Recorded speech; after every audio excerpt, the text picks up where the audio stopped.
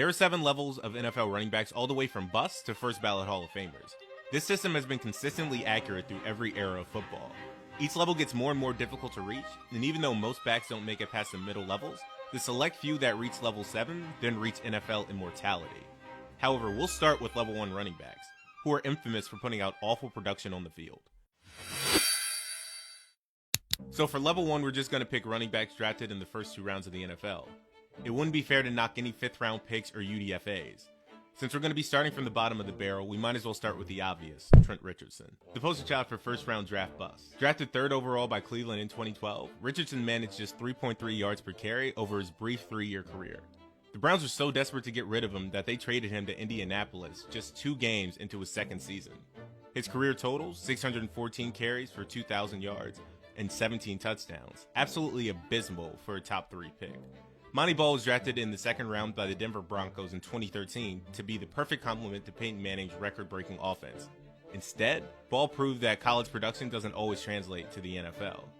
The Broncos moved on quickly, and Ball was out of the league in just 2 seasons with a measly 731 rushing yards to show for his NFL career. TJ Yeldon, Jacksonville's 2nd round pick in 2015, had the size and the pedigree from Alabama, but never developed into the workhorse back the Jaguars needed. Over 6 seasons, he only ran for just over 2,000 career rushing yards spread across 60 games. A massive disappointment for a 2nd round investment. These level 1 backs share common traits: high draft capital wasted, inability to consistently gain yards, and careers that ended far too early. They serve as cautionary tales about the difficulty of evaluating running back talent and why the position has come increasingly devalued in modern NFL drafts. Level 2 running backs are fascinating because they're not busts by any means. These guys could absolutely ball out, and often they did. The difference is they shared backfields with other elite talents or found their best success in complementary role. At their peak, many of these backs could have been starters elsewhere, but circumstances kept them as 1Bs rather than 1As, much like Jamal Williams. Williams spent most of his career splitting carries in many different spots: Green Bay, Detroit, and now with the Saints. His best season came in Detroit in 2022 when he rushed for just over 1,000 yards and an impressive 17 touchdowns. David Montgomery perfectly illustrates level 2. In Chicago, he was a solid, dependable back who could get 15 to 20 carries and produce consistently. But when he moved to Detroit, he found himself sharing carries with Jahmyr Gibbs, and Montgomery became the perfect complement to Gibbs' speed. Another great example is Larry Johnson. And here's where things get interesting, because you may not know who Larry Johnson is, but he was the perfect complement to Priest Holmes back in the day with the Chiefs. Johnson had elite seasons though. In 2005 and 2006, rushing for over 1,700 yards in consecutive seasons. But early in his career, he was splitting time with the legendary Priest Holmes like mentioned before, and so a lot of his potential was ultimately untapped. Bo Jackson, perhaps the most talented player on this entire list. His NFL career was limited by his 2-sport commitment and injury. But he also played alongside Marcus Allen, who was a Hall of Famer. Bo was often the change of pace back, despite his incredible 5-point yards per carry. In his brief 38-game career, Jackson showed flashes of otherworldly talent, but he never got to fully showcase just how great he was. These level 2 backs prove that talent alone doesn't determine your role. Sometimes it's about timing, team needs, or simply being at the wrong place at the wrong time. But make no mistake, when these guys got their opportunities, they could absolutely dominate and show they belonged among the elite. Level 3 running backs are the backbone of the NFL. These are your solid, dependable starters who you can build a good running game around. They're not going to wow you every week with highlight reel plays, but they'll consistently give you about 1,000 yards. James Conner, a perfect example of this. Over his 8-year career, Conner has been a reliable starter who's put up solid numbers wherever he's played. In Pittsburgh and in Arizona, he's made 2 Pro Bowls, rushed for over 59 total 100 yards, and is a reliable 15 to 20 carry per game guy.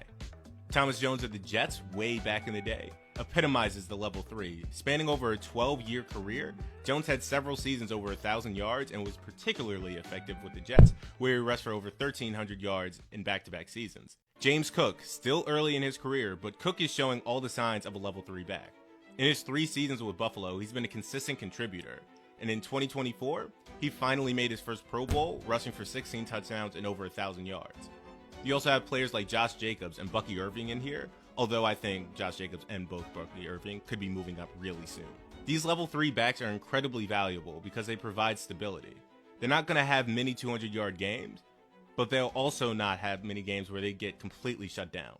They may not be superstars, but they're ultimately what the team needs to win games.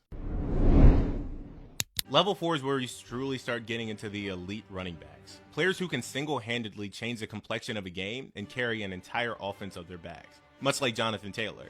Taylor burst into the scene and immediately established himself as one of the NFL's premier backs. His 2021 season was absolutely dominant, leading the league in rushing yards and touchdowns while earning first-team All-Pro honors. Matt Forte, the definition of a complete back. Forte was elite for nearly a decade. What separated him was his incredible receiving ability. He could line up wide and run routes like a receiver while also handling 20-plus carries a game. Le'Veon Bell, during his Pittsburgh years, Bell was arguably the most dynamic back in football. His patient running style behind the line, waiting for the blocks to develop, was unlike anything we'd seen before. Jamal Charles. Charles was pure electricity with the ball in his hands. His career 5.4 yards per carry average is among the best in NFL history, and when he was healthy, he was capable of breaking a long touchdown on any given play. You have guys right now like Bijan Robinson, Jahmyr Gibbs, and Priest Holmes back in the day that all would be considered elite level running backs. Zeke in his prime, Clinton Portis, and Fred Taylor's all at their peaks as well. These level 4 running backs are players that can be the focal point of any offense. They're not just good, they're elite talents who can take over games and are often the best player on their respective teams, or at least on their offense. Level 5 running backs are those special players who have already cemented their place in NFL history and are virtually locks for the Hall of Fame even if they haven't made it just yet. Marshawn Lynch, Beast Mode, transcended football and became a cultural phenomenon, including Beastquake against the Saints and then also his 2013 and 2014 runs as well. Lynch's bruising style and clutch performances in the biggest moments made him one of the most beloved players of his era. With the Super Bowl ring and multiple iconic moments, Lynch's Hall of Fame case is built on both production and cultural impact. Steven Jackson. Jackson's career is a testament to individual excellence despite team struggles. Playing for mostly a mediocre Rams team, Jackson still managed to rush over 11,000 yards and was a 3-time Pro Bowler. Saquon Barkley. Barkley is the modern prototype of what an NFL elite running back should be. His 2024 season is stuff of legend. Over 2,000 rushing yards, earning him first-team All-Pro honors and Offensive Player of the Year. Shaun Alexander is an interesting case. He was a top 3 back for a few years, won MVP, and then kind of fell off. And I'm sure you all are asking about where's Christian McCaffrey. He's here on level 5. I can't put him in level 6 because he's not healthy and hasn't had the accolades, even though if he can stay healthy, I do see him in level 6 in the near future. These guys are just missing out on the cusp of greatness, and so they're not locks for the Hall of Fame yet. And that's what we have in level 6. Okay, level 6 is full of players, and don't yell at me if I forget someone. With these players, you cannot write the story of the NFL without them. Some have MVPs, a few have rushed for over 2,000 yards. They're all Hall of Famers, either in it now or will be once eligible. You have Edgerrin James, already inducted in 2020. He was a perfect combination of power and receiving ability.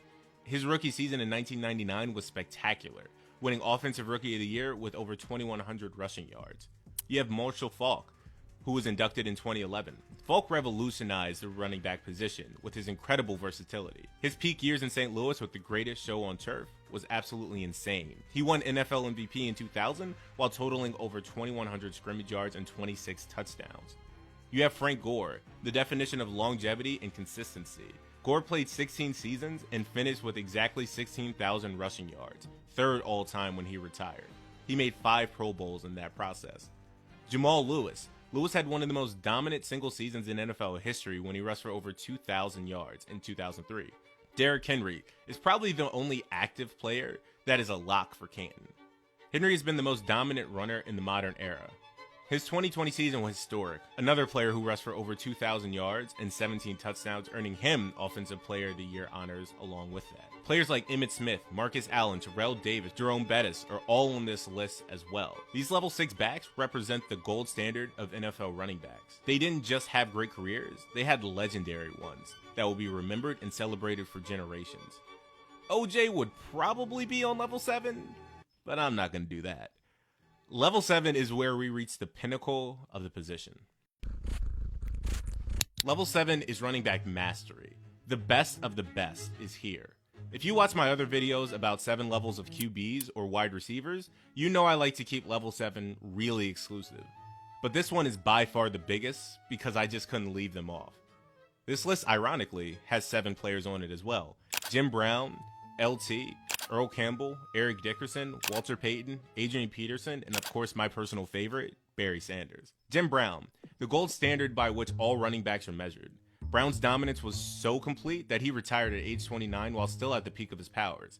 In just 9 seasons, he led the league in rushing 8 times, won 3 MVPs, and averaged an incredible 5.2 yards per carry.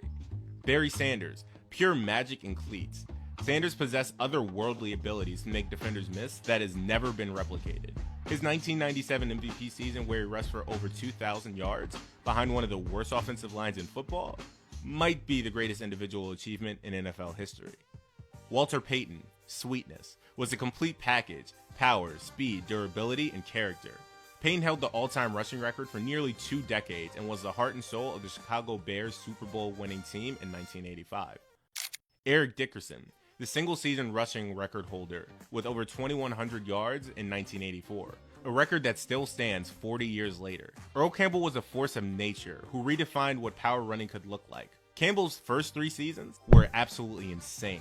From 1978 to 1980, he was top 3 in MVP voting, winning in 1979, and he led all rushing in all 3 years as well.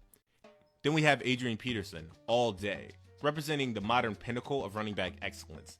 His 2012 MVP season, where he rushed for over 2,097 yards while coming back from a torn ACL, is one of the greatest individual achievements in sports history.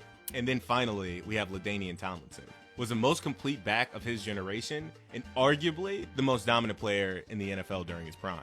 His 2006 season was legendary. Over 1,800 rushing yards, 28 touchdowns, plus 56 catches for 508 yards and 3 receiving touchdowns. That's 31 total touchdowns, an NFL record that still stands today and may never be broken. And there you have it, the 7 levels of NFL running backs, from the disappointing bust of level 1 all the way to the immortal legends of level 7. This system is held true across every era of football because it captures not just statistical production, but impact, longevity, and the ability to transcend the game itself. The beauty of this system is that it shows the incredible range of talent at the running back position. Level 1 backs remind us of how difficult it is to succeed in the NFL, while level 6 backs achieve the ultimate recognition of Hall of Fame enshrinement. But level 7? That's reserved for true immortality.